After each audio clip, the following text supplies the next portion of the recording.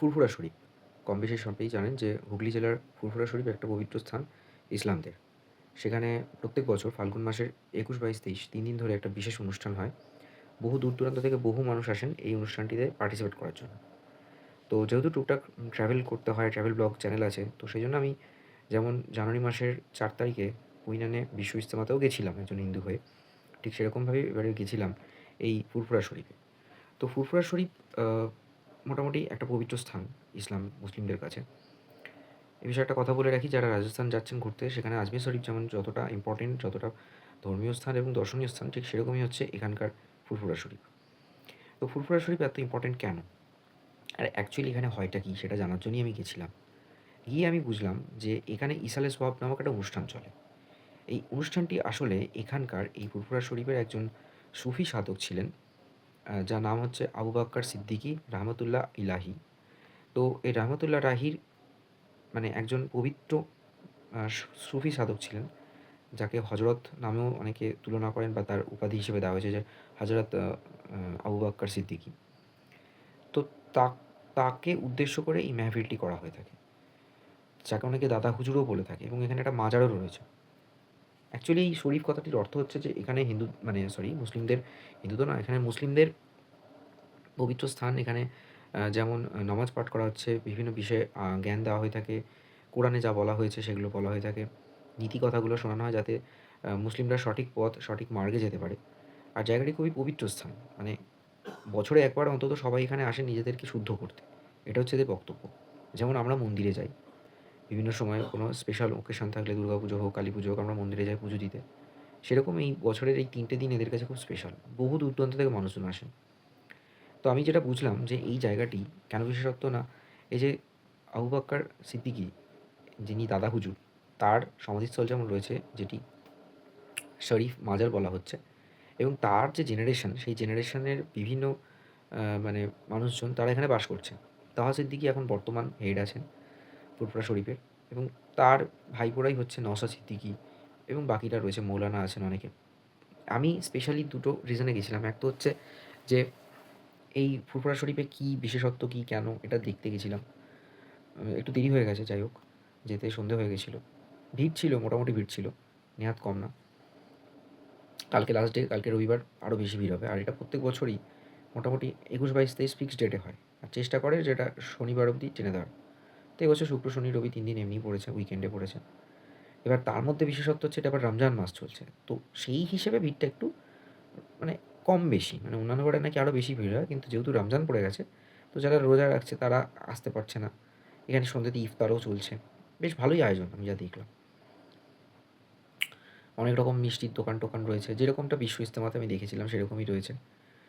আর আরেকটা বিষয় হচ্ছে যে আমি যেটা বুঝলাম, মানে ৩ টে ভাগ আছে। একটা নলেজ সিটি, একটা এই তহা সিদ্দিকীর বাড়ির দিকে একটা জায়গায় একটা প্যান্ডেল মতো করা আছে। আর একটা হচ্ছে এই দাদা হুজুরের এবং শরীফের কাছে, মানে প্যান্ডেলটা ওইখানেও একটা প্যান্ডেল করেছে। অনেকটা জায়গা জুড়ে রয়েছে। ঘুরে যেমন দেখতে হচ্ছে অনেক ভাগ আছে। তারা যাচ্ছে, দোয়া মাংছে, প্রার্থনা করছে, নামাজ পড়ছে। আর ওই যে বললাম যে ইসলামদের বা মুসলিমদের মধ্যে ইউনিটি মারাত্মক লেভেলে। অনেকে দূর-দূরান্ত থেকে, মানে হচ্ছে এটা হুগলিতে, কিন্তু বাঁকুড়া, মেদিনীপুর, উত্তর চব্বিশ পরগনা থেকে সব দল বেঁধে এসছে। রাত্রিটা এখানে স্টে করছে, প্যান্ডেলেতে থাকবে, খাওয়ার ব্যবস্থা রয়েছে, সবই রয়েছে। একটা জিনিস দেখে অবাক হলাম যে এদের এই ইউনিটিটা মারাত্মক। সবাই একসঙ্গে থাকতে পারে। যেকোনো পরিস্থিতিতে এরা থাকতে পারে। মানে নরমাল, যদিও এখন ঠান্ডা নেই। বিশ্ব ইজতেমাতেও জানুয়ারিতে ঠান্ডার মধ্যে দেখেছিলাম যে চট বিছিয়ে নিল, বস্তা বিছিয়ে নিল প্লাস্টিকের, তার মধ্যে সব বসে পড়ল। ওই ঠান্ডার মধ্যেই রয়ে গেল। এখন তো তাও গরম পড়ে যাচ্ছে। তার মধ্যে সবাই একত্রিতভাবে রয়েছে। মানে এরা যেকোনো সিচুয়েশনে এরা থাকতে পারে। আমি একটা জিনিস দেখলাম। এদের যে মৌলানারা রয়েছে, অর্থাৎ তহা সিদ্দিকী যারা বংশধরেরা রয়েছে, অনেকেই মৌলানা হয়েছেন। অনেকেই যুবকদের মোটিভেশনাল স্পিকার টাইপ হয়েছেন, যারা ধর্মকে কেন্দ্র করে মানুষকে সঠিক পথ দেখানোর রাস্তা দেখাচ্ছেন। অবভিয়াসলি নওশাদ সিদ্দিকী। যে কারণে আমার যাওয়া, মানে এক তো ফুরফুরা শরীফ, আর ইউথ জেনারেশনের মধ্যে পপুলার একজন পলিটিক্যাল লিডার, আইএসএফের এমএলএ নওশাদ সিদ্দিকীকে দেখে এলাম। উনি তো মানে বসে আছেন, সবার সাথে হ্যান্ডশেক করছেন। বড়ই ভালো মানুষ। মানে এমনিতে ওনার পার্সোনালিটিটা খুবই ট্রান্সপারেন্ট। তো উনি আছেন। যদিও উনি বেসিক্যালি ভাঙড়ে বা এবং কলকাতা সাইডে ওনার ফ্ল্যাট আছে, ওখানে থাকেন। ওটা ওনার আদি বাড়ি। ফ্যামিলি মেম্বাররা ওখানে থাকেন। একটা জিনিস দেখে বুঝলাম যে ফুরফুরা শরীফের অত্যন্ত পবিত্র স্থান যেমন, এবং ওই যে হুজুর, তার বংশধরেরাই হচ্ছেন এই নওশাদ সিদ্দিকী। তো তারা হচ্ছেন সেই হুজুরের বংশধর। অর্থাৎ তাকে ওখানকার মানুষজন তাকে মানে হেড মনে করে। মানে উনার সংস্পর্শে থাকলে পুণ্য পূর্ণতা পাওয়া যায়। এটা হচ্ছে ওদের বক্তব্য, যেটা বুঝলাম ওদের সাথে কথা বলে। আর ওদের যে নীতি কথাগুলো রয়েছে কোরান ওয়াইজ যেভাবে বলছে ভেঙে, ভেঙে, সেই মতো যদি চলে তাহলে আজকে পৃথিবী অনেক সন্ত্রাস মুক্ত একটা জায়গা হবে। আর ধর্মকে কেন্দ্র করে বা ভুল পথে চালিত করে যেভাবে এরা সন্ত্রাস ছড়াচ্ছে, সেই রাস্তাটা বন্ধ করতে হবে। মানে পৃথিবীতে দুরকম মানুষ থাকে। আমি এটাই মনে করব যে হয় ভালো নয় খারাপ। তাহলে অ্যাকচুয়ালি ইসলামে যা বলে গেছে, সেইভাবে যদি চলা যায় তাহলে কোনো মুসলিম কোনোদিন খারাপ হতেই পারে না। কিন্তু তাদেরকে বিপথে চালিত করা হচ্ছে। সেটাও ইউজ করা হচ্ছে ধর্মের নামে। কিছু হলেই বলা হয় ধর্ম এটা বলেছে। কিন্তু অ্যাকচুয়ালি কোরানে এসব কিছু বলা নেই।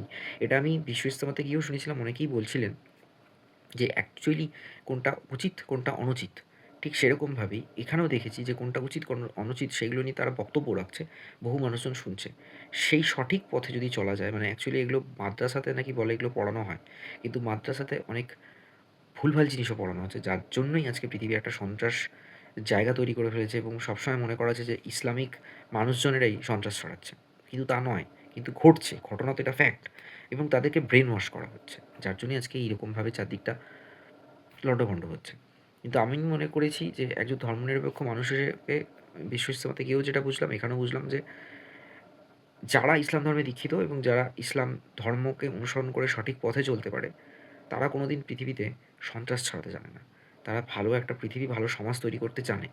কিন্তু বর্তমান সময়ে সেটা থেকে অনেকেই বিপথে চালিত হয়ে যাচ্ছে।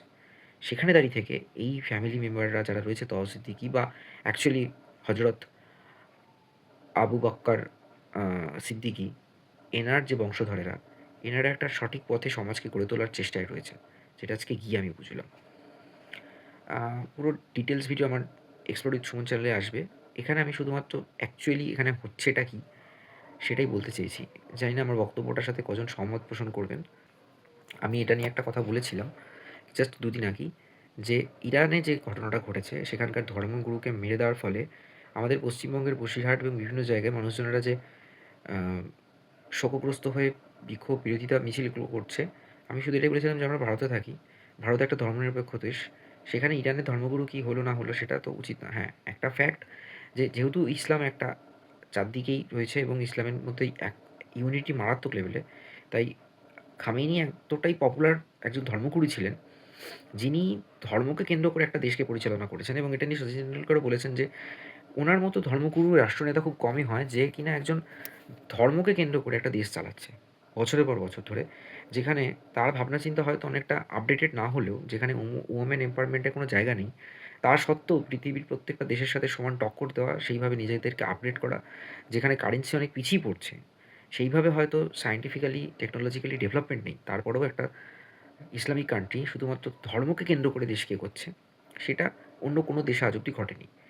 এটা মেনে নিলাম। কিন্তু ওই যে বললাম, যেহেতু আমরা ভারতে থাকছি, ভারত একটা ধর্মনিরপেক্ষ দেশ, সেখানে দাঁড়িয়ে থেকে খামেনিকে মেরে দেওয়াটা হিসেবে অনেকে শোকগ্রস্ত হয়ে যে রাস্তায় নেমে পড়েছিল, হয়তো উচিত, এটা আমি বলেছিলাম। কিন্তু পরে বুঝলাম যে না, ইসলামের কাছে এই খামেনি এতটাই মানে গ্রহণযোগ্য মানুষ, তাই পৃথিবীর যে কোনো ইসলাম বিশ্বাসী মানুষ এবং ইসলাম বা মুসলিম মানুষ খামেনির এই চলে যাওয়াটা তাদের কাছে খুব আঘাত। সেই জন্যই তারা রাস্তায় নেমেছে। এটা আমি অনেক পরে রিয়েলাইজ করেছি। Stay tune on Bong stories.